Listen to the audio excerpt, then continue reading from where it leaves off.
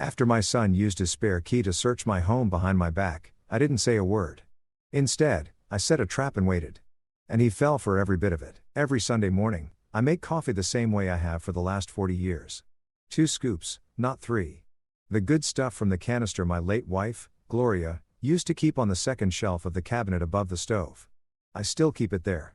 Old habits die hard, and I'm not sure I want that one, too. I'm 64 years old, retired after 31 years as a licensed electrician. I know wiring. I know circuits. I know what things are supposed to look like inside a wall and what things aren't. That matters because on a Sunday morning in late October, while I was reaching for that canister, I noticed something behind the framed photo of Gloria and me at Crater Lake that had been sitting on the shelf for 11 years. It was small, matte black, about the size of a thick matchbook with a single pinhole lens on the front and a USB port on the side. A wireless listening and recording device, consumer grade, the kind you can order online for under $40. I recognized it immediately. I put my coffee on. I did not touch the device. I did not move the frame. I stood at the counter and drank my coffee slowly, looking out the kitchen window at the oak tree in the backyard that my son had climbed as a boy, and I thought about what I was going to do next. My son had been at the house 6 days before. He'd called on Tuesday saying he was worried about a slow leak under the bathroom sink. He'd driven over Wednesday afternoon, spent maybe 2 hours inside while I sat on the porch reading, and left around dinner time. He'd kissed me on the cheek and said the leak was fixed. I had no reason to go check. I trusted him. He was my son. I went to the bathroom sink. Under the cabinet, behind the extra rolls of toilet paper, I found a second device. Same model, same matte black casing. I did not touch that one, either. I closed the cabinet door quietly, walked back to the kitchen, topped off my coffee, and sat down at the table. My son is 41. He works in commercial real estate, has for about 12 years. His wife, my daughter-in-law, handles the books for his office. They have a nice house about 40 minutes from mine, 2 cars, a vacation timeshare in Destin they use every August. On the surface, everything looks fine, but I'd noticed things over the past year. The way they'd started calling more often, dropping by unannounced, asking careful questions about whether I was eating well, sleeping okay, keeping up with my medications. My daughter-in-law once suggested, gently, that maybe a smaller place would be easier to manage. My son started offering to help with my finances. I told him I was fine. I'd been managing my own finances since before he was born. My house is paid off. It's a 3-bedroom on a corner lot in a neighborhood that's been appreciating steadily since I bought it in 1998. I also have a retirement account and a modest savings balance that I don't advertise, but isn't nothing. My son knows the rough shape of all of it, knows that when I'm gone, he's the only heir. I think that's when things started to shift in him, or maybe it was before that and I just wasn't paying close enough attention. I spent the rest of that Sunday sitting with what I knew. 2 devices planted by my son in my own home, a man I had coached through Little League, driven to the emergency room after a dirt bike accident when he was 15, helped move 4 times as an adult, and lent money to without ever asking for it back. I am not a man who cries easily, but I sat at that table for a long time before I got up. I didn't call him that day. I didn't call anyone that day. I went to my workshop in the garage and I thought, I'm an electrician. I've spent my life diagnosing problems before touching them. You don't grab a live wire just because it's in your way.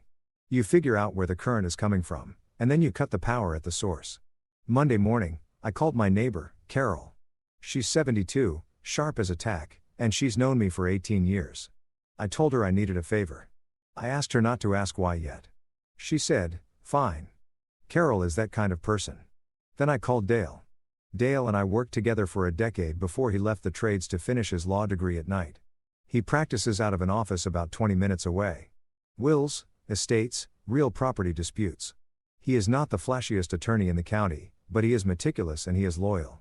And when I told him what I'd found in my kitchen and my bathroom, he was quiet for a long moment before he said, don't touch anything. Don't change anything, and don't tip your hand. I asked him what he thought they were building toward. He said, my guess? Conservatorship. If they can establish a pattern of diminished capacity, confusion, forgetfulness, inability to manage your own affairs, they can petition to have a guardian appointed. In most states, that guardian would have full authority over your finances and property. It's faster than waiting for you to die, and it doesn't require your cooperation. I sat with that for a moment. How long does something like that take to set up? The recordings are just evidence gathering. The actual petition would come later. They might already have a doctor willing to write something up, or they're trying to get you on tape saying something they can use. He paused. Walter, how's your memory been lately? Any real issues? I'm 64, Dale. I forget where I put my keys sometimes. Good. Then we have room to work. I went back inside and I looked at the device behind Gloria's photo for a long time. Then I pulled out a chair, sat down facing it, and I started talking to myself the way I sometimes do when the house is empty and I'm working through something. Except this time, I wasn't working anything out. I was putting a script together. Over the next 2 weeks, I performed. Not recklessly, slowly, carefully, the way you'd wire a complicated panel, one circuit at a time, double-checking before you move to the next. I'd talk out loud while I was cooking, getting names slightly wrong, mentioning doctor's appointments I didn't have, asking aloud whether it was Thursday or Friday, saying things like, I need to remember to call. Who was it? The man at the bank. Nothing dramatic, just a steady, low hum of confusion, the kind a worried son might listen to and feel confirmed in his concerns. But I was also watching. I'd noticed a change in how my son called me, more frequently, more probing. He'd ask what I'd had for breakfast, whether I'd gone to the grocery store, whether I'd paid the utility bill. I answered each question with just enough wobble to keep him interested. I think I had eggs, or maybe it was the day before. I went somewhere this week, I'm pretty sure. The bill, I put a check in an envelope, I thought, didn't I? My daughter-in-law started coming around more, too. She'd offer to organize my paperwork. She'd ask, very sweetly, where I kept my important documents. I told her I kept everything in a filing cabinet in the back room and watched her eyes move toward the hallway. I let her look at it. There was nothing in it that mattered. 3 weeks in, Dale called me. He'd pulled some records. There was a petition in the county court system just filed requesting an emergency guardianship hearing based on a letter from a physician I had never seen or spoken to in my life. The letter described a patient, me, with significant cognitive decline, short-term memory loss, and an inability to manage financial affairs independently. It was signed by a Dr. Carl Hensley. Dale looked him up. Dr. Hensley had voluntarily surrendered his medical license in another state 4 years ago following an investigation into fraudulent disability certifications. He had no current license in our state. He was, effectively, not a doctor. My daughter-in-law had been the one to provide the letter. Her signature was on the filing as the petitioning party. My son had co-signed. I drove to Dale's office that afternoon and we sat across from each other at his desk and he told me everything. I didn't say anything for a while. I looked out his window at the parking lot and the strip of trees beyond it, and I thought about my son at 10 years old falling off that oak tree in the backyard and coming inside crying and the way he'd let me clean the cut on his arm without pulling away. What do we do? I finally said. Dale said, we let them think it's working. Then we take it all in one move. Here is what we did. I called my son on a Thursday evening. I let my voice be told him I'd been having trouble sleeping and that I'd found some papers in the back room I didn't understand and I was worried. He said he could come by Saturday. I said that would be good. Then I drove to Carol's house and asked to borrow her guest room for the night on Saturday. She didn't ask why. I told her a little of what was happening and she put her hand on my arm and said, whatever you need. Friday, I went to a hardware store across town, not the one near my house where people know me. I bought 2 small indoor cameras, much better quality than the ones my son had installed, and spent Friday evening placing them carefully. One in the living room corner angled at the hallway, and one in the back room pointed at the filing cabinet and the door. I am an electrician. I know how to hide a wire. I also left something on the kitchen table, a handwritten note, like I'd been trying to remember to do something. It read, Documents, Safety Deposit First National Box 7. Don't forget the key is in the blue envelope. I creased it like it had been folded and unfolded several times. There was no safety deposit box. There was no First National account. There was no blue envelope. I packed a small bag, dropped the dog at Carol's. I have a 7-year-old beagle named Chester who I was not leaving in that house, and I left around 9 o'clock Saturday morning. My son arrived at 11:14 according to the camera log. He was alone. I want to be clear about that because it matters. He came without my daughter-in-law, which told me he didn't want a witness. He let himself in with the key I'd given him years ago for emergencies. I watched the footage later on my phone from Carol's kitchen drinking her coffee, and I watched my son walk through my house with the kind of purposefulness that only comes when you know what you're looking for. He went to the back room first. He opened the filing cabinet and went through every folder. I watched him pull out papers and set them on the desk, photograph some of them with his phone. Then he saw the note I'd left on the kitchen table. I watched him read it twice. I watched him go to the kitchen cabinets and start opening them one by one. He was in my house for 1 hour and 47 minutes. Before he left, he opened the drawer where I keep documents near the front door, went through the coat closet, and checked under the bathroom sink where he found his own device, still in place, still recording him the entire time. Dale had contacted the county sheriff's office the week prior. He'd provided them with the fraudulent guardianship filing, the information about Dr. Hensley's surrendered license, and a formal statement from me. Saturday afternoon, while my son was driving home, Dale called the detective assigned to the case and told them we had footage. They arrested my son on Monday morning. They arrested my daughter-in-law on Monday afternoon. The charges were serious. Breaking and entering, he had no legal authority to enter my home without my consent regardless of the key I'd given him. Fraud upon the court for the forged physician's letter, conspiracy to commit financial elder abuse. My daughter-in-law, who had filed the petition and procured the fraudulent letter, faced the same fraud charge plus an additional count for her signature on the filing. The case moved through the system over the following months. I won't pretend it was simple or fast or clean. There were attorneys and hearings and a day when I sat in a courthouse hallway and my son walked past me in a suit and looked at me for just a moment and then looked away and I felt something in my chest that I don't have the right word for. Not hatred, something older and sadder than that.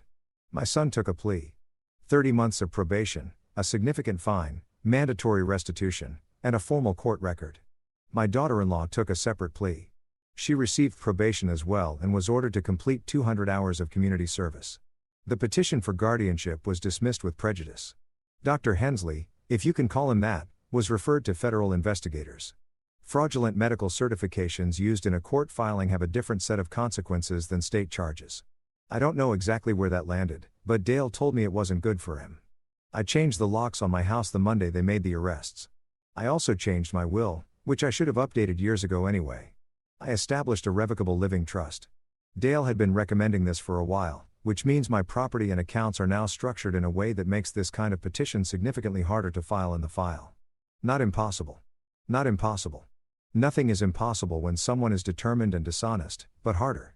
I removed the devices from behind Gloria's photo and from under the bathroom sink. I held them both in my hand for a moment before I put them in a plastic bag and gave them to Dale for the record. I cleaned the shelf.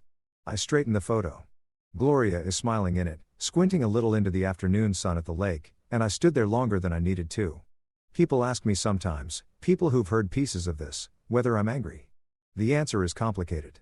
I am 64 years old and I have been in enough situations in my life to know that anger is useful for about 48 hours and then it starts to cost more than it earns. What I felt more than anger was grief. I grieved a version of my son that I'm not sure ever fully existed or maybe existed once and changed slowly in ways I didn't notice until it was too late. I don't know which is worse. What I know is this.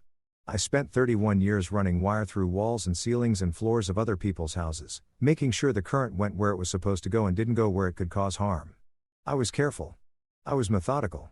I never cut a corner that would put someone at risk. I tried to raise my son the same way, to be careful with what you're given, to not take what isn't yours. Somewhere between that boy on the oak tree and the man going through my filing cabinet on a Saturday morning, something broke in the line and I don't know when. That's the part I sit with some nights. I still make coffee the same way on Sunday mornings, 2 scoops, the canister on the second shelf. I moved Gloria's photo to a different spot, one I can see from the table when I sit down, not because I needed to change anything about her, but because I wanted a clean start for that shelf. 3 months after the arrest, a coworker of Carol's had a litter of dogs they were trying to place. She asked me if I wanted to meet them. Chester is territorial and particular about other animals, so I wasn't sure, but I went because I'd been spending too much time in my own head and I needed somewhere to go that had nothing to do with any of this. The one that walked over and put his chin on my knee was a 2-year-old shepherd mix with one ear that stood up and one that flopped over. His name was Duke, apparently, though the person fostering him said he hadn't responded to it much. I crouched down and looked at him and he looked back at me with complete seriousness, the way dogs sometimes do. I took him home that afternoon. Chester sniffed him for about 20 minutes, decided he was acceptable, and that was that. Duke follows me to the workshop in the mornings when I'm out there and in the evenings he settles at the foot of the couch while I read. He responds to his name fine, it turns out. He just needed someone to use it like they meant it. I've thought a lot about what I would have done differently and honestly, not much. What I should have done earlier is get the trust in place, get the legal structure right before someone finds a crack in it. I thought I had time. I thought that kind of thing was something to deal with later, in the abstract future, when it became relevant, but it was already relevant. I just didn't know it yet. If you're older and you own property and you have people around you who are watching it more carefully than you'd like, get an attorney.